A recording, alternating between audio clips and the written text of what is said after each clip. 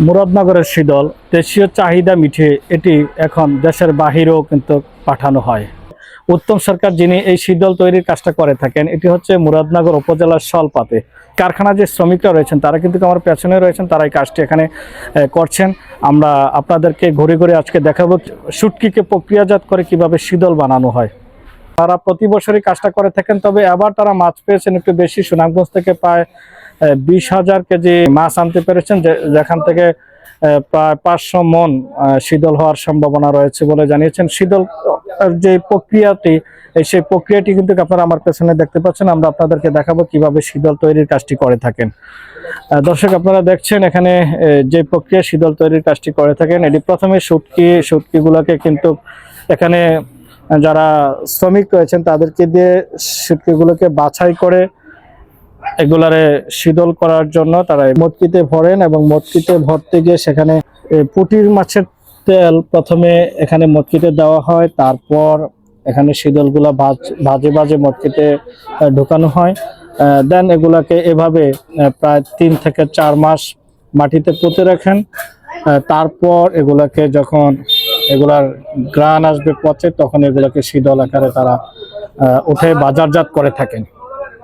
আপনারা দেখছেন এখানে কিন্তু শ্রমিকরা কাজ করছেন, যারা এখানে রীতিমতো এই শীতল তৈরির কাজটি করে থাকেন।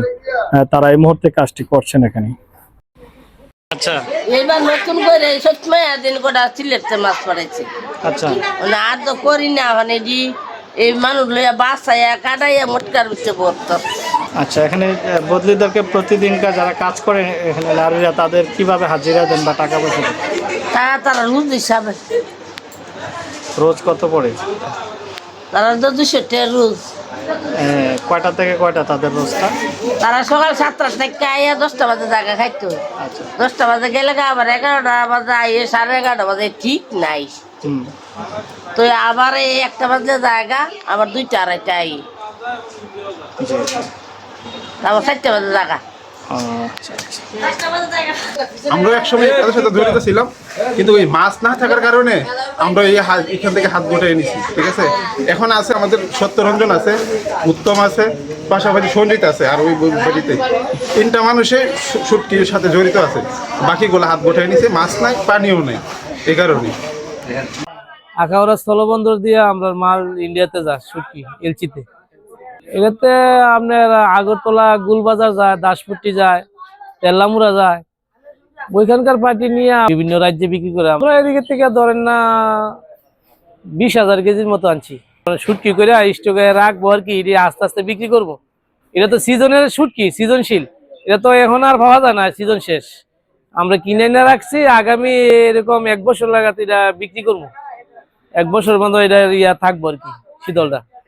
প্রতিদিন 20টা করে এরকম আপনার 500 মটকা, প্রায় আপনার 20-25 দিন লাগবে তারা এটা করতে, ভরতে। তারা 5-6 জন লোক, তারা আপনার এই 20-25 দিন লাগাইয়া এই শীতলটা ভরবো। এবারে আমরা এটা নিয়ে ওই গুডাউনে রাখবো। ওই যে শুটকির গোলা আছে এখানে, গোলার মধ্যে নিয়ে আমরা রাখিয়া আস্তে আস্তে বিক্রি করবো। 1 বছর লাগাই আর কি এটা।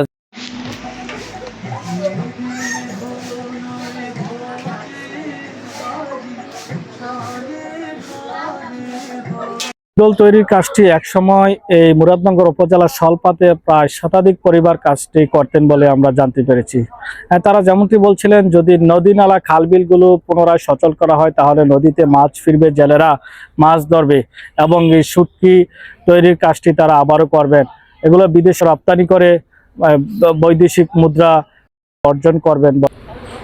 N A Murad, MTV, Comilla.